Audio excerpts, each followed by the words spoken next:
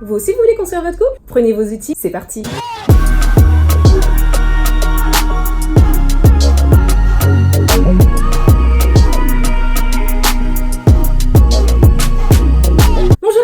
Aujourd'hui on se retrouve pour une nouvelle vidéo. On va parler de couple, on va parler d'amour, on va parler de construction. C'est pour ça que j'ai pris tous mes outils et que je suis prête pour une nouvelle session. C'est un sujet qui m'a été proposé par une de mes abonnées. Elle se reconnaîtra, donc elle m'a demandé de parler de la communication dans le couple. Je ne vais pas parler uniquement de la communication dans le couple, vous verrez que ce sera beaucoup plus général. Je voulais quand même vous remercier par rapport à mon premier tuto. J'ai eu de très bons retours, j'ai vraiment été émue, vraiment très touchée. Merci beaucoup à vous. On va commencer directement avec ce nouveau tuto intitulé Comment construire son couple. Le premier outil qu'on va ajouter dans notre construction, c'est le ciment de l'amour.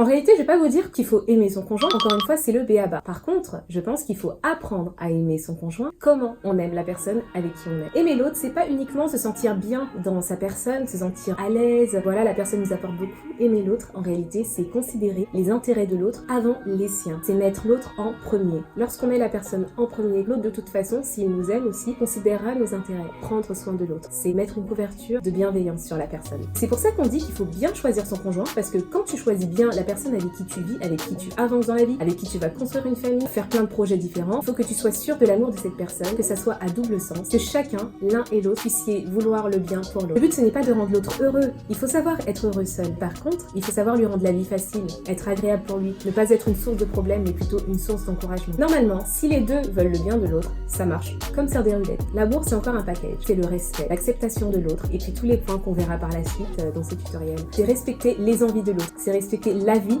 et la vie de l'autre. Lorsque tu te mets avec quelqu'un, tu vas pas lui demander de changer au bout d'un mois. Je pense qu'il faut aimer la personne telle qu'elle est. Le but, c'est pas de faire changer la personne. Par contre, on peut lui conseiller d'avancer, d'évoluer, etc. On va pas non plus se figer. C'est l'aider à s'améliorer, à devenir quelqu'un de meilleur. L'amour, c'est un engagement aussi. Et lorsque tu t'es engagé envers cette personne, tu peux pas faire n'importe quoi. Finalement, c'est un cœur que tu as entre les mains. Donc pour moi, l'amour, du coup, c'est vraiment la fondation. C'est le ciment de tout, la base de votre relation. S'il n'y a pas d'amour, ça va être compliqué, on va dire, d'avancer en étant épanoui. On va même plutôt être frustré. C'est pour ça qu'il faut se poser les bonnes questions au début, je le redis. Le choix de la personne avec qui on avance est vraiment primordial. Pour aimer quelqu'un de la meilleure manière qui soit, pour penser à ses intérêts avant les siens, il faut comprendre cette personne. Ça m'amène sur le deuxième point qui est la communication.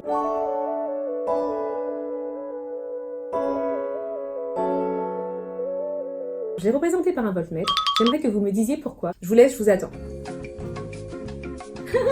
Je rigole. Réponse UTI. On mesure la tension et l'intensité en volts et en ampères, ce qui permet donc de mesurer la tension et l'intensité dans le couple. Pourquoi un voltmètre? C'est un peu le minimum. Sans communication, tu peux pas savoir comment l'autre se sent. Sans communication, tu ne peux pas exprimer tes besoins, tes envies. Il arrive en effet qu'on ait une communication un petit peu mauvaise en couple. C'est pour ça qu'il va falloir la développer. Mais comment la développer? La communication, c'est parler.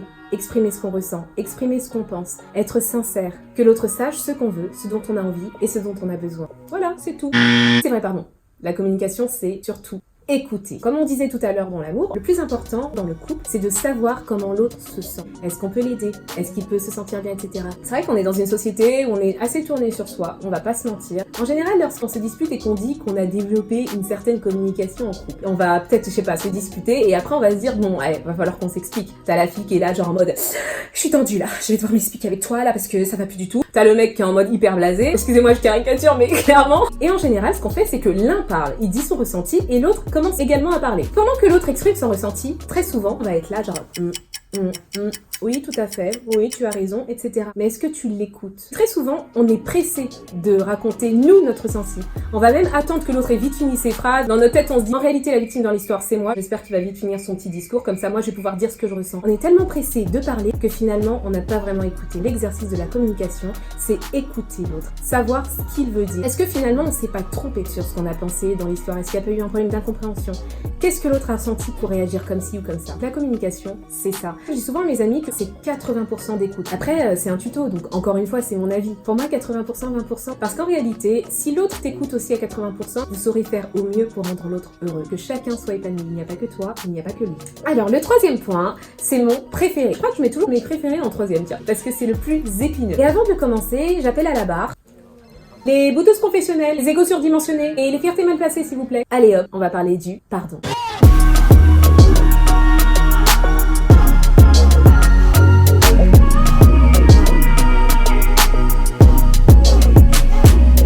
représentée par une tenaille. Pourquoi une tenaille? Une tenaille, ça sert à enlever les clous rouillés, les clous en trop, les parasites, les impuretés, toutes les choses qui sont en trop dans une construction et qui vont empêcher cette construction d'être comme son créateur le veut. Avec la tenaille du pardon, tu vas pouvoir enlever toutes ces choses qui parasitent ta relation, qui t'empêchent d'avancer. Lorsque vous allez essayer d'avancer dans la vie, si vous n'avez pas pardonné, vous allez à chaque fois ressortir les erreurs du passé, toutes les choses qui vous ont blessé. Le pardon, ça sert même dans la vie, avec tes amis, avec même des inconnus. Si tu ne pardonnes pas, tu restes chargé, tu mérites beaucoup mieux. Dans un couple, c'est exactement pareil. Si tu laisses la fierté, la bouderie, les erreurs du passé, tout ça flotter à la surface de votre relation, ça ne peut que la détruire. Et le pardon, il y a deux aspects. Il y a le premier, c'est oui, il faut pardonner, il faut lâcher prise. Tu vas pouvoir donner une chance à ton couple, une vraie chance. Mais il va falloir aussi savoir demander pardon. C'est vrai que c'est un mot qui est très difficile à dire, mais il est salvateur. La fierté en couple, c'est quelque chose pour moi qui parfois peut détruire. Avec l'autre, il faut savoir aussi se mettre à nu, d'où l'importance de lâcher parfois la fierté. C'est un parasite. Et le pire dans tout ça, c'est qu'il va falloir demander pardon dans plusieurs circonstances. Certes, oui, quand tu as fait du mal, mais également dans l'autre sens. Mon chéri, je l'ai toujours pardonné. Je lui ai toujours dit, c'est pas grave, tu ne pouvais pas savoir, on oublie le passé, va en paix. Uniquement quand il reconnaissait ses torts et qu'il me demandait pardon. Oui, tout à fait. J'ai jamais eu de problème à pardonner. Quand les gens reconnaissaient leurs torts. Je demande pardon quand j'ai fait du mal, y a pas de souci. Je m'excuse pendant des années. La danse du pardon. Et quand on me demande pardon, je pardonne instantanément, c'est direct. Par contre, j'avais vraiment du mal à passer par-dessus les choses si la personne ne venait pas reconnaître tous ses torts, me dire qu'elle a fait mal, qu'elle est désolée. J'avais vraiment du mal avec ça. Ce qui m'a toujours fait pleurer dans la vie, c'est l'injustice. Je peux pas. Oh. Rien que d'en parler, ça me fait mal au cœur. J'ai jamais aimé l'injustice, à tout niveau, dans le monde, social, etc. Quand par exemple je faisais du bien et qu'en retour on me faisait du mal. Par contre, si on me demandait pardon, ça pouvait tout effacer. Mais si ce n'était pas fait, j'avais du mal. Et c'est sur ça que j'ai dû travailler. Et il m'arrivait de bouder. Je pense qu'il y a des spécialistes de la bouderie et qu'on est sûrement 80% de femmes. Voilà. Il y a des hommes qui boudent certes, mais je pense que c'est typiquement féminin. Et si jamais tu es quelqu'un qui boude en couple, laisse-moi te dire que c'est assez violent et qu'à la longue, ça enraye ton couple. Et que c'est quelque chose sur quoi il faut travailler. Donc au début de ma relation, j'étais comme ça. Et je me rappelle qu'un jour, mon chéri et moi, on était un peu fâchés. Je pense que ça partait d'une incompréhension. On avait essayé de s'expliquer la communication comme on parlait tout à l'heure. On n'était pas d'accord. Ça veut dire que là, il ne reconnaissait pas ses torts et je les reconnaissais pas non plus. Sauf que je peux vous assurer que j'avais raison. Et j'avais commencé à bouder. Ce jour-là, j'ai eu un déclic. Je sais pas comment, parce que franchement, et je me rappelle que ce jour-là, dans ma tête, 2 minutes après avoir commencé à bouder, je me suis dit, mais t'as pas envie de grandir un peu? Tu peux pas bouder. C'est pas bon en fait ce que t'es en train de faire. T'es en train de bouder parce que t'es fâché, parce que vous vous êtes pas compris. Non, sincèrement, meuf, va le voir. Faut que t'apprennes à demander pardon, même lorsque tu es sûr d'avoir raison et qu'il a tort. Au bout de 2 ans à peu près, ça m'a pris quand même du temps. Je suis partie voir mon chéri et je lui ai dit, je suis désolée si tu as pensé que j'ai fait ci ou ça. En tout cas, ce n'était pas mon intention et pour ma part, je te pardonne. Et ça nous a libérés d'un coup de cette situation. Ce qui m'a vraiment marqué sur le coup, c'est la réaction de mon chéri qui m'a tout de suite présenté aussi ses excuses en me disant que c'était pas son intention et vice versa. Et en discutant tous les deux, on a tout de suite compris que ça partait juste d'une incompréhension. Je me suis dit, waouh, notre vie a totalement changé à partir de ce moment-là. Dans l'aspect gestion de conflits, communication, etc. Une fois qu'on apprend à pardonner, à demander pardon, même lorsqu'on pense avoir raison, c'est libérateur, c'est salvateur. C'est parti pour le point 4. Le point 4, c'est la complicité.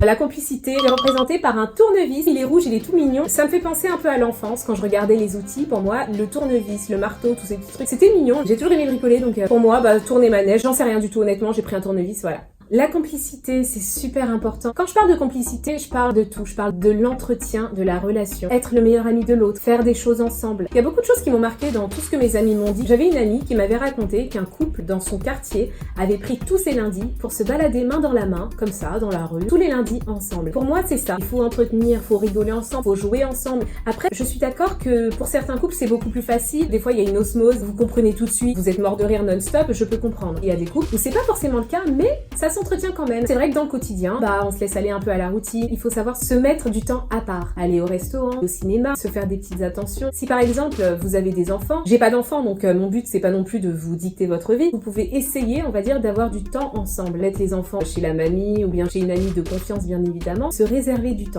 Après, il y a certains couples qui sont assez fusionnels. Moi, personnellement, on est super fusionnels. On rigole non-stop, on est sans arrêt ensemble, mais on a énormément de temps aussi à part. C'est ça qui est paradoxal. J'aime bien mes temps seuls, mais je préfère quand même largement les temps avec lui. Savoir aussi vie, communiquer, mais ça, c'est pas vraiment la communication comme ce qu'on disait tout à l'heure, donc la compréhension. Là, ce serait plus raconter votre vie, échanger. Il y a un truc qui est aussi assez dangereux, c'est par exemple pour un homme d'avoir une meilleure amie ou pour une femme d'avoir un meilleur ami à qui il ou elle raconte tout et que le conjoint soit en second plan. Moi, dans ma vision du couple, l'autre est censé tout savoir de toi. Mais c'est ma vision, hein, bien sûr. Je veux pas imposer. Mais moi, il faut qu'il sache tout. Et vice versa, moi j'aime bien quand il me raconte tout, quand il me fait confiance, qu'il me raconte ses combats, ses problèmes, ses moments drôles, qu'on rigole. C'est vrai qu'il y a certains couples qui disent qu'ils veulent garder leur jardin secret. Chacun sa façon de fonctionner. Pour ma part, en tout cas, ce n'est pas le cas. Je conseille plutôt d'être totalement transparent l'un avec l'autre. Après, c'est vraiment pas parole d'évangile. Mon but, c'est de donner des petites clés qui, dans ma vision, marchent. Un couple, c'est beaucoup de bonheur dans la complicité. Donc voilà. Aimez vos conjoints, vivez, rigolez, parlez. Cette personne-là peut devenir ta meilleure amie ou ton meilleur ami, même si ce n'est pas encore le cas. Il faut juste laisser une chance à son conjoint d'entrer dans notre cercle privé, d'entrer dans notre jardin secret. Alors, on passe maintenant au 5e et dernier point. Le 5e point, je l'ai représenté par un détergent. Ce 5e point, c'est la valorisation.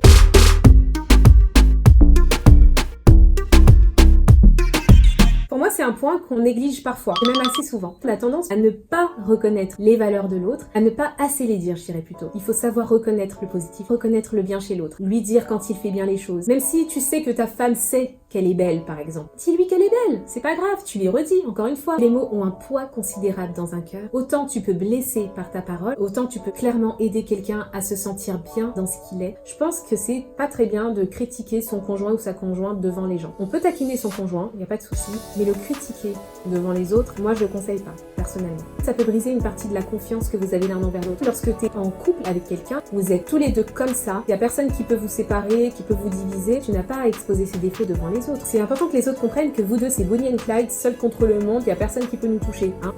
Faut pas que tu manques de respect en fait à ton conjoint, ne lui parle pas mal. Si tu as l'impression que la personne t'a mal parlé, qu'elle t'a blessé, reste calme, tu lui en parleras à la maison. Il y a aussi un mot juste après pardon, je crois qu'il est très difficile à dire, plutôt une phrase, c'est je t'aime. Je pense qu'il faut être totalement décomplexé par rapport à cette phrase-là. Si tu aimes quelqu'un, il faut lui dire. Que la personne à côté de toi sache qu'elle est importante à tes yeux. Grâce à l'amour, sachant que tu penses aux intérêts de l'autre avant les tiens, tu arriveras à communiquer, à la pardonner, à lui demander pardon, même quand tu penses que tu as raison. Tu arriveras plus facilement à ouvrir ton jardin secret, créer une osmose entre vous deux, vous développerez votre complicité. Et le dernier point, tu arriveras plus facilement à la valoriser, la respecter, lui dire que tu l'aimes, tout ça parce que tu veux qu'elle se sente bien. L'élément qui relie tous ces outils, tous ces éléments, toute cette construction, c'est le ciment de l'amour. Aimons la personne avec qui on a décidé de faire ce chemin de la vie. On le lui doit, on se le doit, on le mérite tous. Soyons heureux dans notre couple. Voilà, cette vidéo est terminée. Je vous remercie encore une fois de m'avoir écouté. Si vous l'avez aimée, n'hésitez pas à la liker, à laisser encore plein de petits pouces bleus, à la partager